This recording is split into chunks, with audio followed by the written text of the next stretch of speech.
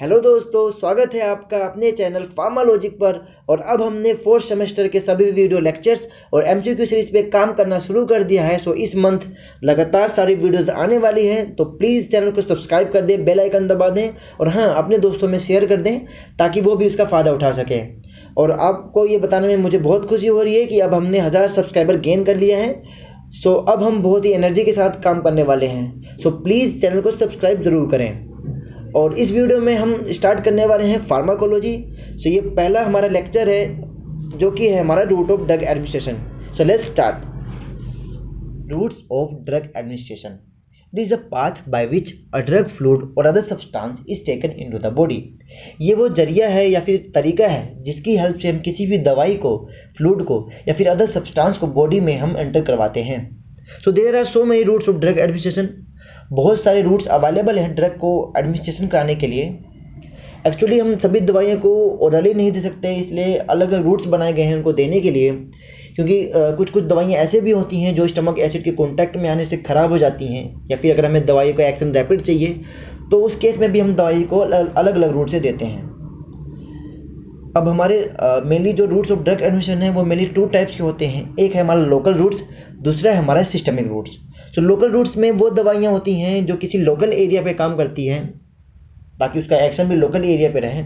और systemic roots में वो दवाइयाँ आती हैं जो जो हमारे पूरे सिस्टम से होके जाती हैं और तब जाके वो किसी ब्लड स्ट्रीम में मिलती हैं, वहाँ पे फिर वो रिसेप्टर पे बाइंड होती हैं। सो वो सिस्टम से, जो सिस्टमिक रूट्स में वो सारी दवाइयाँ सिस्टम से होके जाती हैं और लोकल रूट्स में डायरेक्टली उसी पार्टिकुलर लोकल रूट्स पे वो अपना एक्शन शो करती हैं।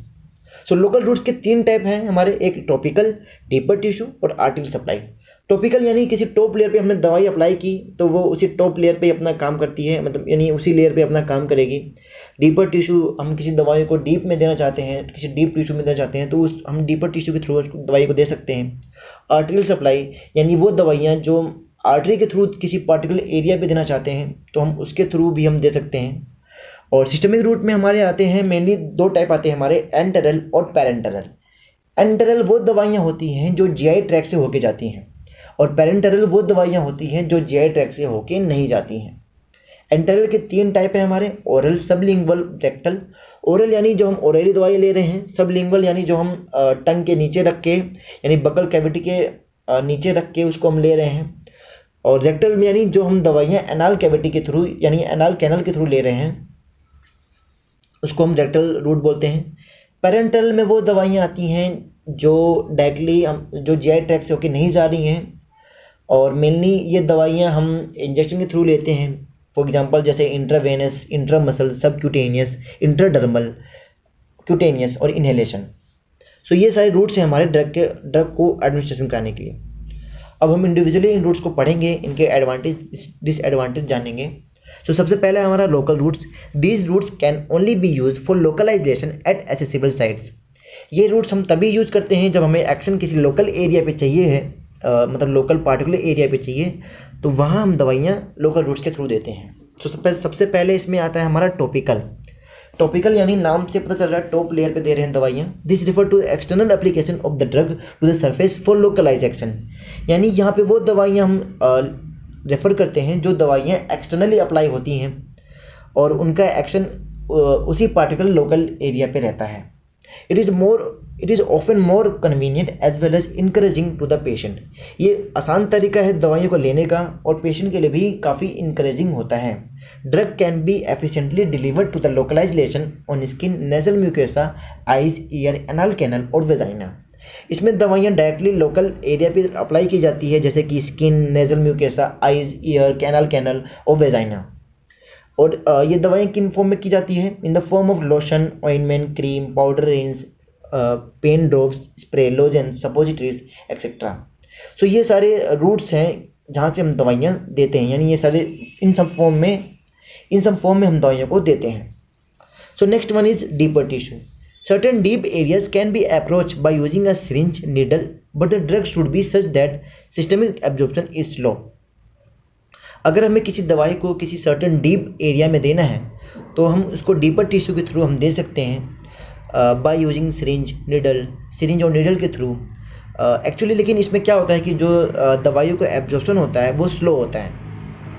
अब इसके एग्जांपल हैं हमारे इंट्रा आर्टिकुलर इंजेक्शन जैसे hydrocortisone acetate, intrathecal injection lidocaine, retrobulbar injection hydrocortisone acetate. So ये सारे एग्जांपल हैं डीपर टिश्यू दवाइयों के। So next one is arterial supply. Arterial supply में क्या होता है कि हम जो दवाई देते हैं वो आर्टरी के थ्रू देते हैं और किसी पार्टिकुलर रीजन में हम अटैक करना, अगर मतलब हम एक्शन करना चाहते हैं, टारगेट है हमारा किसी पार्टिकुलर एरिया, तो हम डायरेक्टली आर्टरी के थ्रू देते हैं हम दवाइयाँ। तो close intra artery injection is use for contrast media in angiography. Anti cancer drug can be use in femoral और bronchial artery to localise the effect for limb malignancies. जैसे कि मैंने आपको बताया कि आर्टरी सप्लाई में हम वो दवाइयाँ देते हैं जो डायरेक्ट आर्टरी के थ्रू किसी पार्टिकुलर एरिया पे अपना काम करें। मेनली हम एंटी कैंसर दवाइयाँ होती हैं हमारी, एंजियोग्राफी होती हैं, या फिर किसी ब्रोंकाइल आर्टरी को देना है तो वहाँ पे हम दवाइयाँ दे सकते हैं।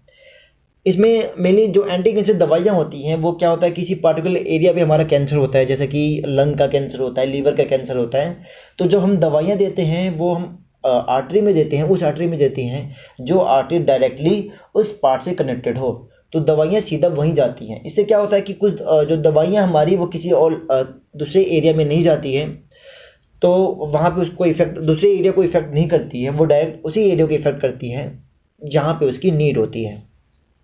In this cases the drug is injected into the artery that is supplying the blood to the desired side. So इस केस में क्या होता है कि ड्रग हम डायरेक्टली इंजेक्ट करते हैं उस आर्टरी में जो डायरेक्टली ब्लड जहाँ पे सप्लाई हो रही है एक डिजायर्ड साइड पे। इसके एडवांटेज क्या है, कन्वीनियंट है, इजी टू अप्लाई है। फॉर ए स्किन रैश और something of the sort a topical medication act locally to where it is applied whereas an oral medication work throughout the entire body. यानी अगर हम कोई topical दवाई ले रहे हैं, ये सारे जो एडवांटेज हैं डिसएडवांटेज हैं वो लोकल रूट्स के हैं। मैंने एक ही जगह लिखा है क्योंकि अलग अलग लिखता तो बहुत टाइम लग जाता, सो एक ही जगह हमने इसको एलोबरेट किया है।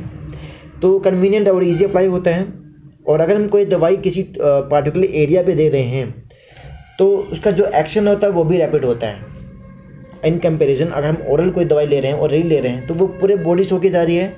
सो उस केस में क्या होता है कि थोड़ा टाइम लगता है दवाइयों को एक्शन करने में, लेकिन अगर हम पार्टिकुलर किसी एरिया में दे रहे हैं तो जो उसका एक्शन होता है उसी एरिया पे होता है, इस वजह से उसका एक्शन भी रैपिड होता है। सो ये इसका एडवांटेज है। Chances of having an allergic reaction is very low because it only act where it has been applied. So allergic reaction यानी अगर हम मान के चलिए कि कोई दवाई दे रहे हैं वो किसी पर्टिकुलर एरिया पे दे रहे हैं, सो जो एलर्जिक रिएक्शन के होने के चांसेस है वो बहुत लो होते हैं। क्योंकि ये किसी अलग पार्ट को इफेक्ट नहीं कर रही है, वो डायरेक्टली उसी पार्ट को इफेक्ट कर रही है जहाँ पे उसकी नीड है। सो अलग पार्ट कोई अफेक्ट नहीं हो रहा है, सो कोई एलर्जिक रिएक्शन भी कॉज नहीं हो रही है। इसकी डिसएडवांटेज क्या है कि skin irritation of contact dermatitis में occur due to the drug. अगर हम कोई दवाई लोकली अप्लाई कर रहे हैं तो मे बी वो स्किन इरिटेशन कॉज कर सकती है, ताकि मतलब मे बी वो कॉन्टैक्ट डर्मेसिस के फॉर्म में वो अकर कर सकती है। और drug of larger particle size not easy to absorb through the skin. अगर कोई ड्रग है उसका पार्टिकल साइज लार्जर है, बड़ा है पार्टिकल साइज है, तो वो भी आसानी से एब्जॉर्ब नहीं हो सकती स्किन के through because topical act locally they do not distribute themselves throughout the body and are quite useless as pain reliever. क्योंकि जो टॉपिकल दवाइयाँ हैं वो किसी लोकल एरिया पे काम करती हैं, तो वो एक क्वाइट यूजलेस है, हमारे लिए यूजलेस मानी सकती है अगर हम उसको एज अ पेन रिलीवर ले रहे हैं तो। बिकॉज क्या होता है कि जब हम कोई भी पेन रिलीवर की दवाई लेती हैं तो वो उस रिसेप्टर को बाइंड करती हैं, जो रिसेप्टर मैसेज भेज रहा है ब्रेन को पेन का। सो लेकिन क्या होती है कि अगर हम कोई दवाई टॉपिकली अप्लाई कर रहे हैं तो वो पार्टिकुलर उसी एक्शन पे, मतलब उसी जगह पे काम करती है, वो किसी भी रिसेप्टर को बाइंड नहीं करती है। सो हम कह सकते हैं कि जो हम दवाइयाँ टॉपिकली ले रहे हैं वो as a pain reliever useless है। So next one is systemic routes. Systemic routes यानी वो दवाइयाँ जो पूरे सिस्टम्स होके जा रही हैं। The drug administration through systemic route is intended to be absorb into the blood stream and distributed all over including the site of action through circulation. यानी जो दवाइयाँ हम सिस्टमिक रूट से ले रहे हैं उनका क्या इंटेंशन होता है कि वो डायरेक्टली अगर वो कहाँ एब्जॉर्ब होती है, ब्लड स्ट्रीम में, ताकि वो पूरे बॉडी में डिस्ट्रीब्यूट हो जाए और उसका एक्शन जहाँ पे उसकी एक्शन नीड है वहाँ पे उसका एक्शन हमें मिल जाए। सो इसमें क्या क्या है आते हैं हमारे, सबसे पहले आता है हमारा ओरल। ओरल क्या है? It is the most common and oldest mode of drug administration. It is mostly use for neutral drug. It may be in the form of tablet, capsule, syrup, emulsion और powder.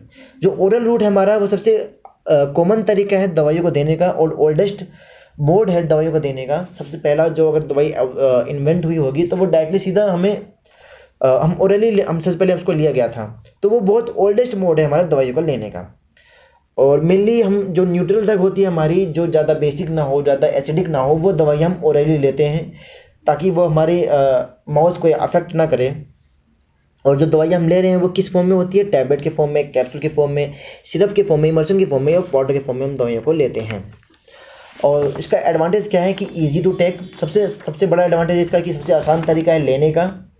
और it is the cheapest available route. ये सबसे cheapest available route है. No physician required and often painless. और क्या होता है इसमें फिजिशियन की रिक्वायर्ड नहीं पड़ती और ये पेनलेस होता है, कोई पेन कॉज नहीं करता इसमें. ये सारे इसके डिसएडवांटेज हो गए. अब डिसएडवांटेज क्या है इसके? कि less amount of drug reaches the target tissue. For example अगर हम दवाई ओरली ले रहे हैं तो मैंने आपको जैसे बताया था कि दवाइयाँ सबसे पहले जीआई ट्रैक्ट होकर स्टमक में जा रही है, स्टमक से फिर लीवर में जा रही है, फिर वो लीवर से मतलब डायरेक्टली वो इंटेस्टाइन में जा रही है, फिर स्मॉल इंटेस्टाइन में, फिर लार्ज इंटेस्टाइन में, फिर वहाँ पे वो एब्जॉर्ब होकर ब्लड स्ट्रीम में जा रही है. यानी दवाइयाँ यानी कुछ दवाइयाँ क्या होती हैं कि कुछ दवाइयाँ हमारी स्टमक में वेस्ट हो जाती हैं, कुछ दवाइयाँ लीवर में चली जाती हैं. सो एक लेस अमाउंट में दवाई, जो लेस अमाउंट में ड्रग हमारी कहाँ जाती है? एक्शन साइट पे रीच करती है. सो ये क्या है? एक इसका डिसएडवांटेज है. Slow absorption and might cause gastric irritation. इसका जो दवाई का एब्जॉर्प्शन होता है वो स्लो होता है. सो कभी कभी ये गैस्ट्रिक इरिटेशन भी कॉज करती है. Some of the drug destroyed by gastric juice.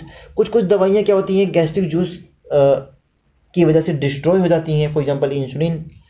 और it follow first pass metabolism, so takes time to show action. First pass metabolism क्या होता है? यानी वो दवाइयाँ जो पूरे बॉडी से होके जाएं, वो एक मेटाबॉलिज्म फॉलो करती है. मेटाबॉलिज्म यानी एक प्रोसेस को फॉलो करती है. उस प्रोसेस को हम क्या बोलते हैं? First pass metabolism. यानी जो दवाइयाँ माउथ से लेकर के इंटेस्टाइन तक जा रही है या फिर ब्लड स्ट्रीम में जा रही के अपने एक किसी पार्टिकुलर एरिया पे जा रही है, तो वो एक मेटाबॉलिज्म फॉलो करती है. उसको हम क्या बोलते हैं? फर्स्ट पास मेटाबॉलिज्म बोलते हैं.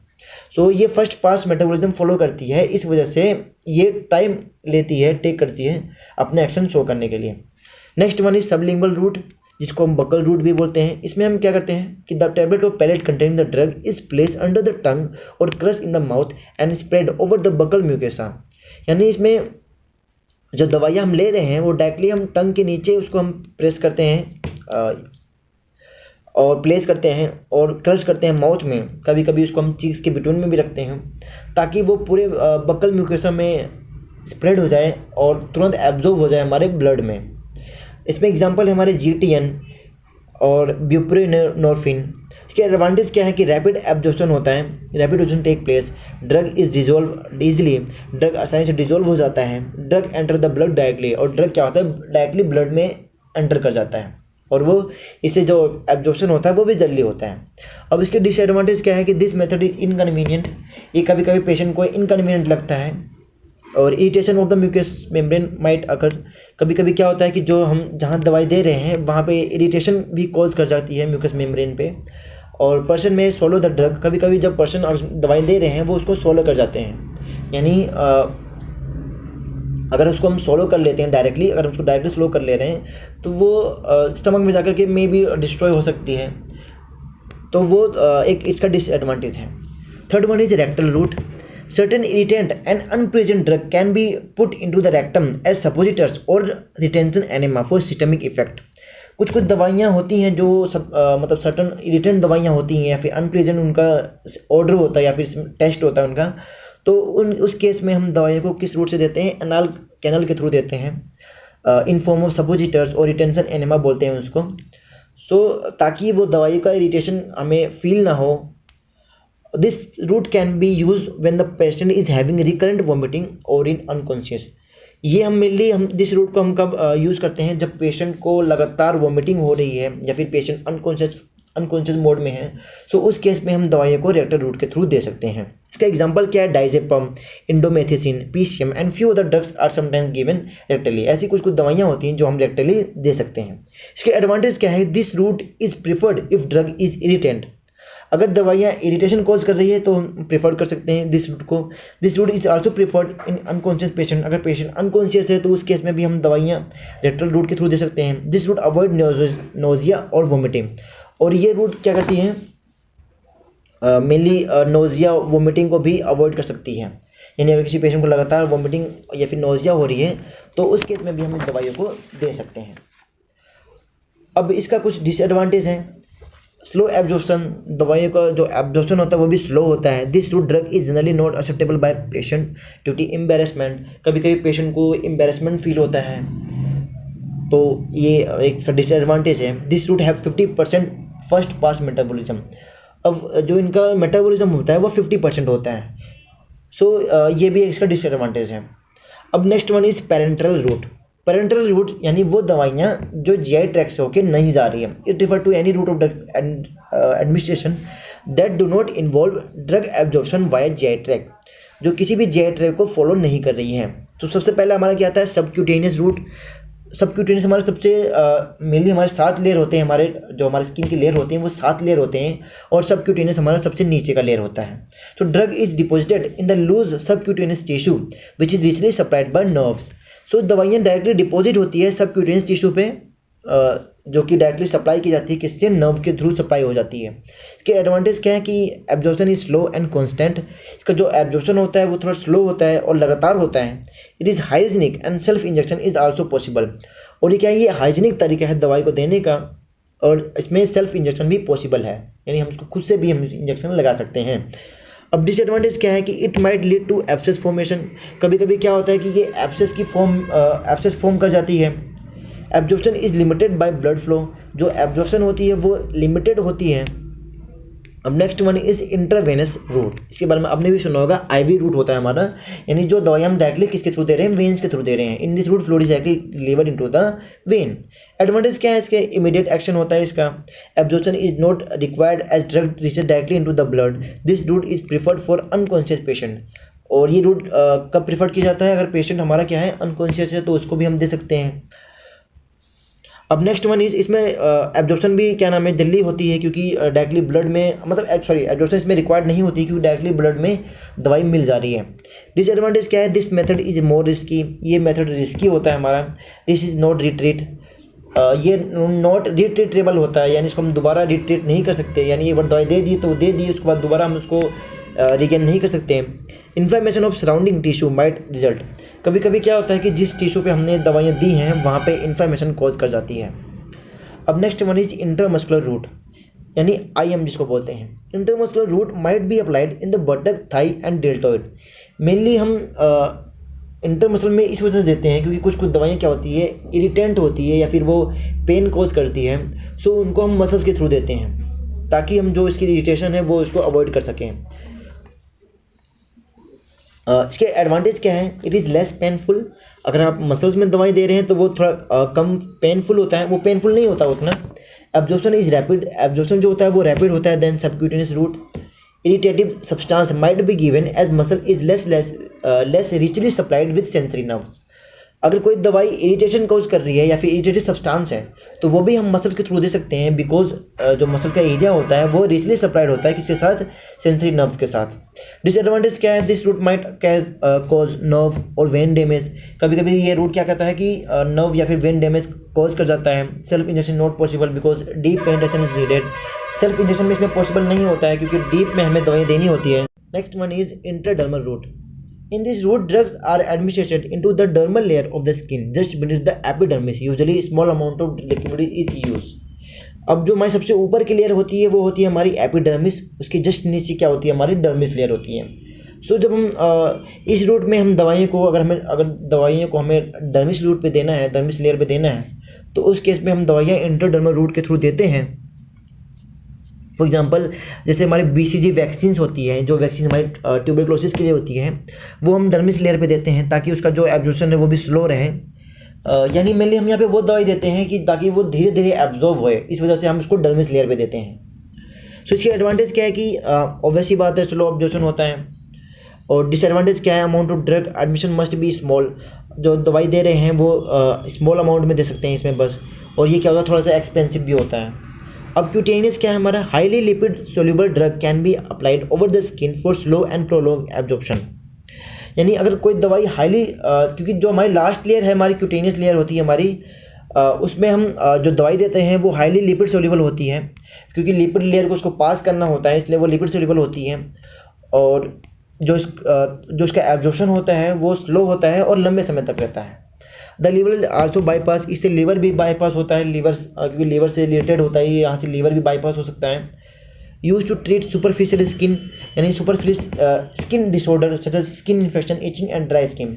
ये सुपरफिशियल जो स्किन डिसऑर्डर होती है उसको ट्रीट करने के लिए यूज़ करते हैं। स्किन अगर इन्फेक्शन है उनको भी यूज़ कर सकते हैं, उस केस में यूज़ करते हैं। इचिंग या फिर ड्राई स्किन के लिए केस में भी हम क्यूटेनियस रूट पे हम दवाई दे सकते हैं। Next one is, last one is inhalation, यानी हम कोई दवाई इनहेल कर रहे हैं। इनहेल करते हैं तो दवाइयाँ जो हमारी वाइंड पाइप होती है उसके थ्रू जाती है हमारी किसमें, लंग्स में जाती है। Mainly volatile liquids and gases are given by inhalation for systemic action. यानी हम इसमें जो वोलाटाइल लिक्विड होती है या फिर जो गैसेस होती है हमारी, उसको हम क्या करते हैं डायरेक्टली हम दे सकते हैं, इनहेल कर सकते हैं डायरेक्टली। तो वो कहाँ जाती है, सिस्टमिक रूट के थ्रू हमारे बॉडी में जाती है। जनरली फॉर एग्जांपल जैसे जनरल एनेस्थीसिया होता है हमारा, वो हम इनहेल करके ले सकते हैं। Absorption take place from the vast surface of alveoli action is rapid. यानी जब हम इसका जो एब्जॉर्प्शन होता है वो कहाँ पे होता है, एलोविलाई रीजन पे होता है, यानी जो हमारी जो वॉस्ट सरफेस है एलोविलाई पे वहाँ पे होता है। सो दैट्स वाई एक्शन भी इसका क्या होता है, रैपिड होता है। Inside the lung small droplet get absorb into the blood stream, और लंग्स के अंदर जो स्मॉल ड्रॉपलेट होती है वो डायरेक्टली कहाँ एब्जॉर्ब हो जाती है, ब्लड स्ट्रीम हो जाती है। सो मे बी तो चांसेस ज़्यादा रहते हैं कि एक्शन इसका रैपिड होए। सो ये खत्म होता है। Thank you so much video पूरा देखने के लिए। प्लीज़ चैनल को सब्सक्राइब करें, लाइक करें, शेयर करें। धन्यवाद।